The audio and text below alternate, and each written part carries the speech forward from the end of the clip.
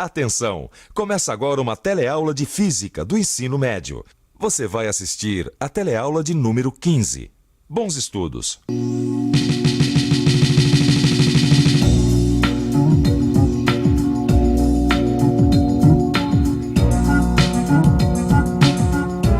Na teleaula de hoje, você vai aprender a conceituar energia potencial e conhecer a sua relação com o trabalho. Vai saber que o trabalho não se perde, mas é armazenado em forma de energia potencial. Vai ver como este conceito é utilizado no cotidiano, reconhecendo sua importância prática. E atenção que a nossa teleaula está apenas começando.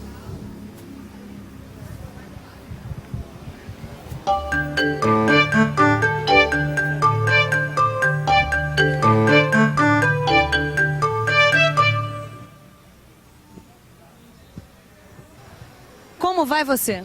Vão bem, muito obrigada. Subir a ladeira é mais difícil que descer? É lógico. Ah, sem dúvida. Mais esforço, né? Desgaste mais.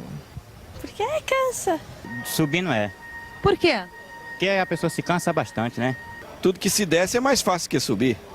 As razões podem variar, mas todo mundo concorda que subir é bem mais difícil que descer. Afinal de contas, para baixo todo santo ajuda. Por que isso acontece? Você sabe por quê? Mas eu não sei se você responde essa pergunta, não. Eu só sei dizer que subir todos esses andares sem elevador é o Deus nos acuda. Mas eu não acho tão difícil achar a resposta dessa pergunta. Não acha? Não acho não. Então responde pra mim, essa bicha. Fala. Deixa eu só oxigenar meu cérebro. Vai, fala. Fala logo disso. Na verdade, eu acho que isso aí tem a ver com a lei da gravidade, lembra? Nós já discutimos sobre isso. Mas você tem razão. Lembra aquele papo da jaca? Que a Terra atraía a jaca pra baixo? Exatamente. Não é isso, não? É a tal da lei da gravitação universal. O que eu estou falando, Gil, é o seguinte: a Terra nos atrai, nos puxa para baixo. Entendeu? Como é que era mesmo aquela história de força proporcional? Você lembra disso? Peraí. Eu acho que é assim, olha. A Terra exerce sobre cada corpo uma força proporcional à massa desse corpo. Exatamente. Dirigida para baixo. Agora, Mais especificamente para o centro da Terra. É isso mesmo. E tem mais, ó. Quando a gente quer levantar uma coisa, a gente tem que fazer uma força, no mínimo, igual ao seu peso. E tem mais, ó. É claro que no começo a gente faz uma força um pouco maior, entendeu? Gil, para quem subiu 5 andares a pé, até que você está em forma, hein? Você viu o que você fez? Você acabou de provar que para a gente levantar um corpo, eu preciso exercer sobre esse corpo uma força. Ou, em outras palavras, realizar um trabalho. Por isso que baixar é mais fácil. Entendeu? Para subir, a gente tem que fazer força. Para baixar, não precisa fazer força. A Terra se encarrega do serviço pesado. Entendeu? Não é tristeza pensar isso, ó? Você gastou toda essa força, toda essa energia para realizar esse trabalho e agora que as coisas estão aqui em cima, essa energia se perdeu, foi embora. Você perdeu nada. Aqui, se perdeu. Como assim? Quer dizer que o trabalho realizado por um corpo se perde? Não, de jeito algum, Rosinha. O trabalho realizado por um corpo não é perdido. Olha só, aqui. O corpo adquire uma energia. Essa energia fica armazenada no corpo. Assim, quando o corpo cai, ele está apenas devolvendo o trabalho que realizamos sobre ele, entendeu? Quer dizer então que a energia que um trabalho fornece a um corpo fica armazenada. Isso, e essa energia depende da posição, da altura em que o corpo está. Por exemplo, Rosinha, quanto mais alto um coqueiro, maior o tom. É verdade, né? A gente se acostuma a relacionar energia com movimento. E é exatamente por isso que essa energia armazenada no corpo se chama energia potencial. A energia potencial. Na verdade, o nome é um pouquinho maior do que esse, né? Porque já que a origem dessa energia é a atração gravitacional da Terra, ela se chama energia potencial gravitacional. Eu me lembro. Energia potencial gravitacional. Olha, para deixar bem claro, vamos usar a nossa imaginação, tá bom? Tá. Vamos lá. Vamos imaginar um corpo qualquer que esteja ao nível do chão, certo? Certo. Vamos supor que ele seja um corpo de massa M e que você o levante até uma altura H. Que trabalho você realizou? Realmente eu não sei como medir isso. Bom, uma das maneiras de responder essa pergunta é imaginar o que aconteceria se esse corpo caísse livremente sob a ação da gravidade. Para trazer esse corpo de volta ao chão, a Terra deve realizar um trabalho igual ao que fizemos para colocar o corpo lá em cima. Ah, eu tô percebendo. O trabalho que realizamos sobre o corpo é igual ao trabalho realizado pela Terra. Isso mesmo. Ao fazer o corpo cair de uma altura H, a Terra realiza sobre ele um trabalho igual a mgh.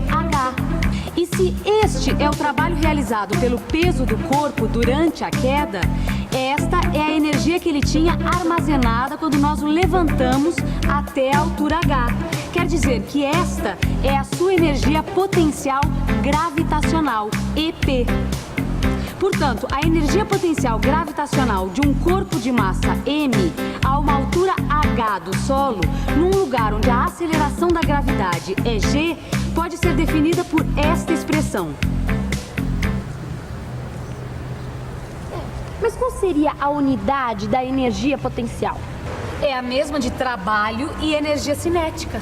Ah, como é mesmo o nome? É Joule, não é? Exatamente isso, Joule.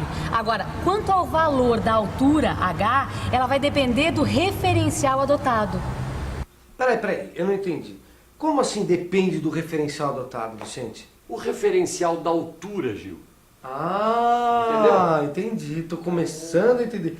Até que fez bem, hein? Essa caminhada a pé, nessa escadaria, oxigenou bem o cérebro, né?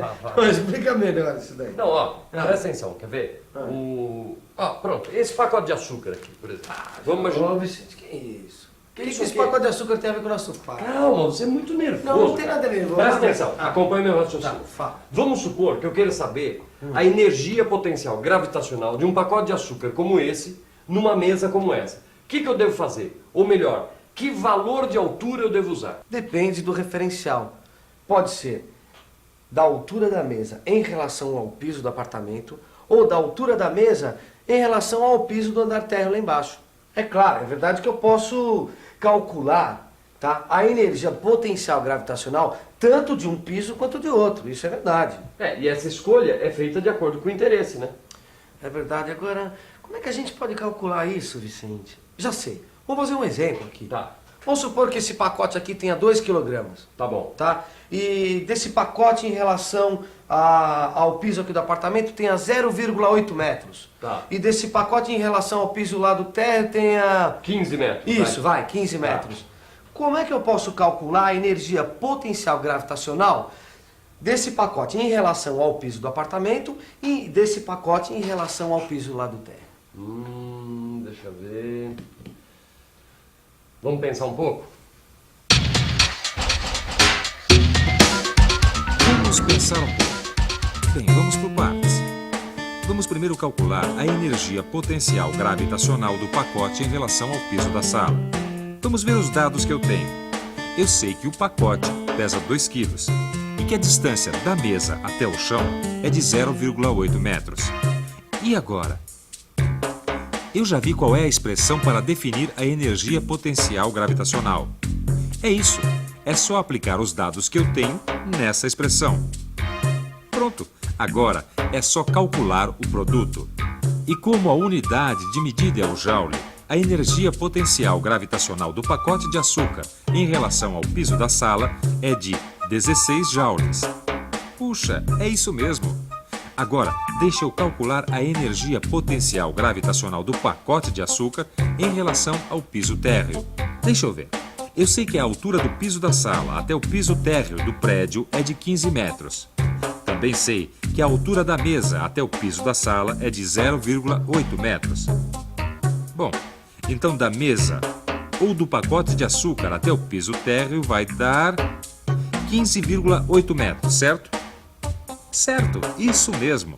Agora é aplicar esses dados na expressão que eu já conheço. Olha só, vai dar 316 joules. Puxa, até que não é tão difícil assim de calcular. Esses cálculos são muito importantes, mas talvez você esteja perguntando para que serve calcular a energia potencial gravitacional de um pacote de açúcar. Acontece que essas leis, na verdade, têm aplicações muito importantes no nosso dia a dia. O Uma usina elétrica que abastece muitas cidades de energia é só um dos exemplos das aplicações da energia potencial gravitacional. E isso não se aplica somente às grandes usinas. Se um sitiante tiver nas suas terras uma queda d'água e quiser instalar um gerador elétrico para aproveitar a energia dessa água, ele pode calcular a potência máxima ou potência total que ele vai poder obter. E para calcular a energia que pode ser aproveitada de uma queda d'água, é só usar como referência a altura onde vão ser colocadas as turbinas. E é interessante notar, falando nisso, que as usinas hidrelétricas são construídas junto a cachoeiras para aproveitar a energia potencial gravitacional, devido ao desnível entre a armazenagem da água, a represa e o local onde são colocadas as turbinas. É maravilhoso quando a gente percebe a importância da física na nossa vida. Mas eu ainda tenho uma dúvida, Maristela. Bom, se eu puder resolver, pode explorar a sua amiga. Bom, em todos os exemplos que a gente viu até agora, a trajetória de um corpo até a Terra era sempre em linha reta, direto. Mas e quando ele for descendo e for numa trajetória com vários desníveis? Por exemplo, um carrinho de montanha-russa. Como é que fica o cálculo da altura? Fica do mesmo jeito, Rosinha. Mas sabe que essa é uma ótima pergunta porque aponta para uma importante conclusão, que é a seguinte: a altura H não depende da trajetória, mas apenas dos desníveis entre os pontos inicial e final. Mas isso ainda não ficou bem claro para mim. Então vamos pensar no seu carrinho de montanha-russa, tá bom? Imagine que o trenzinho da montanha-russa seja solto a uma altura H do ponto mais baixo da sua trajetória. O trabalho realizado pela Terra sobre o trenzinho vai ser sempre mgh, qualquer que seja a trajetória do trenzinho. Isso porque sempre é possível decompor qualquer trajetória em pequeninos trechos verticais e horizontais. Como nos trechos horizontais a Terra não realiza trabalho, porque o peso é perpendicular ao deslocamento, sobram só os verticais, que somados vão dar sempre o mesmo valor, H. Agora ficou bem claro para mim. E para ficar mais claro ainda, que tal uma revisão? E atenção, se liga aí, que é a hora da revisão. Na teleaula de hoje, você aprendeu o que é energia potencial gravitacional e que ela pode ser entendida como uma retribuição que a atração gravitacional da Terra dá ao trabalho que despendemos toda vez que subimos ou fazemos subir alguma coisa. Aprendeu também como calcular qual é a energia potencial gravitacional de um objeto com base na altura em que ele se encontra em relação à Terra. Também constatou que a energia potencial não depende da trajetória, pois o que importa sempre são os trechos verticais do desnível. Por fim, viu a importância da energia potencial gravitacional para o mundo moderno, como no exemplo da usina hidrelétrica. Como você viu, nem tudo na física é teoria. E as aplicações na vida prática são inúmeras e muito importantes no nosso dia a dia. Mas conhecer teoria também é importante. Por isso, no seu livro de física, você vai ter a oportunidade de conhecer em detalhes as expressões matemáticas de todas essas leis que a gente estudou nesta teleaula. Existem 3 palavras muito usadas no nosso curso de física que também são importantes na hora que você for estudar: força, energia e trabalho. Até a próxima!